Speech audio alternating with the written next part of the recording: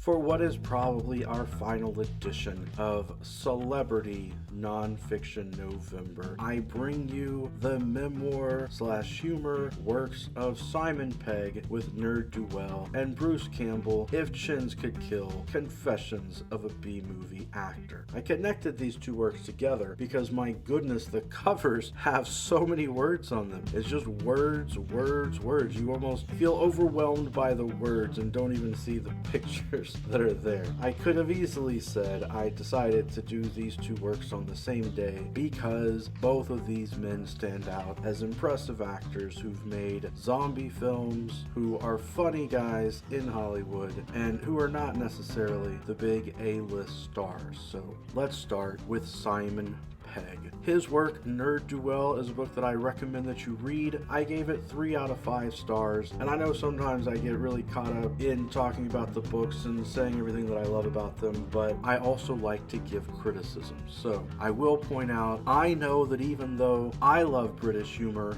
like Hitchhiker's Guide to the Galaxy, The Catherine Tate Show, which remains one of my all-time favorite sketch comedy shows, not everyone enjoys British humor as much as I do. And even I, quite frankly, in the pages of this book, found that some of the humor fell kind of flat. Sometimes maybe Simon Pegg is trying a little too hard to get us to laugh at the stories. I did enjoy the stories of him growing up, the adventures that he has, but the book has some weird digressions as he tells these little side stories about a sort of sci-fi James Bond with a robot and the adventures that he's going on, which I felt could have been left out of the narrative. I did laugh a lot while reading the book, so if you're a fan of Simon Pegg, I think that you would enjoy the book. Moving on to Bruce Campbell's memoir.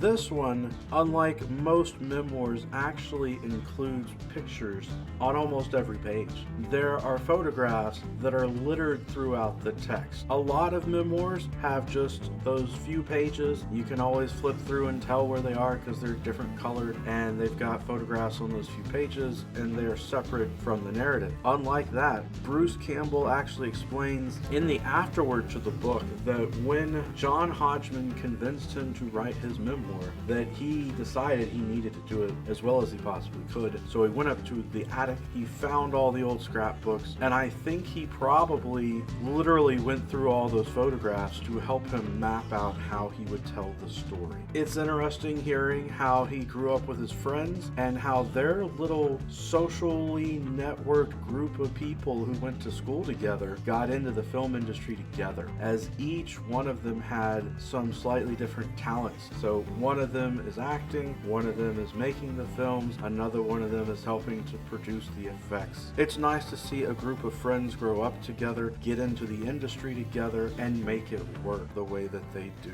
I also especially liked the note where Campbell talked about his laundry bag that he had been carrying around as an indie worker, where he would drop off his laundry every day. And he said that ending this book was like ending a phase of his life, and at the same time, this old, worn out laundry bag finally died. He is able to tell what would normally be simple stories like that and make them seem really funny and interesting. He also provides great captions for those pictures in which he is very self-deprecating, making fun of himself and his friends. He also has funny ones where, like, he takes a picture of a tree in the woods and he says if an actor takes a picture of a tree and there's no one around to hear it, doesn't make any sound.